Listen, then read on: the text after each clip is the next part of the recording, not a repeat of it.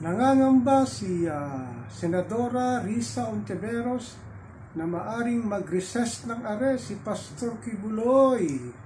Nakatakda raw anumang oras ngayon, pipirmahan na lang ni Senate President Mick Zubiri ang warrant of arrest ni Pastor Kibuloy sa pakikipagtulagan ng Senate Office of the Sergeant at Arms by Philippine National Police sa pag-aresto kay Pastor Kibuloy. Yun lang ang problema. Baka raw magkaroon ng madugong panguhuli sa kanya at lumaban din ng kanyang mga panali. Sinasabing meron daw ito mga private army na anumang oras ay pwedeng makipagpalitan ng putok sa mga Philippine National Police na kanyang nasasakupan. Dahil sinabi ni Attorney Ferdinand Topacio na nasa Kingdom of Jesus Christ lamang si Apollo Kibuloy sa Davao City. Yun lang talaga ang maaaring magkaroon nga talaga ng madugong labanan kung magre-recess ng arrest si Pastor Kibuloy. Dahil sa kanyang video na nilabas, sinabi niya na hindi talaga siya attend sa Senate hearing dahil hindi raw ito court proceedings. Grabe talaga si Kibuloy. Atapang na tao, ano?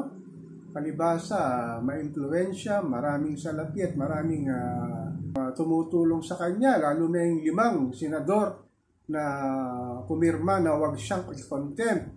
Na hanggang sa yun ay sinasabi nila hindi naman dapat lumabas o hindi naman dapat pumunta pa siya sa Senate hearing dahil nga in aid lang daw ng legislation at hindi naman daw para kasuhan nga si Kibuloy dahil nga wala rito sa kapangyarihan ng Senado kundi nasa korte lamang. Kaya ayaw nila itong napuntuin doon dahil nga na guilty na raw siya by trial by publicity. Ang sabi ng mga senador at senadora na maayaw siyang paharapin sa Senado. Ngunit nga kay sinasabi ni Senadora Risa Ontiveros ay para lamang itong depensa ng kanyang sarili sa mga akusasyon ng panggagahasa ng mga servant sa kanyang simbahan para ipagtanggol nga niya in once and for all, malinawan nga ang taong bayan kung nagsasabi nga ng totoo itong mga complainant o kaya ididepensahan niya na mali ang sinasabi ng mga complainant sa kanya. Pero sabi ni Senadora Risa Ontiveros nga, baka nga medyo maging madugo itong panguhuli kay Pastor Kibuloy na sana naman wag mangyari kasi nga sa hinaba-haba ng paghihintay ng sambayan ng Pilipino tapos ito lang ang mangyayari, makikipagputukan ang kanyang mga kapanalig at siya mismo dahil alam naman natin na sinasabi ng mga tao sa Davao na marami itong mga dekalibring armas na pwedeng makipagpalitan ng putokan sa mga huhuli sa kanya, lalo na ang Philippine National Police at ang Sergeant of Arms na taga-Senado. Sana naman Pastor Kibuloy, just in case na huliin ka, sumama ka ng maayos at humarap ka sa Senado para ipagtanggol mo ang iyong sarili at hindi yung ayaw mo umarap.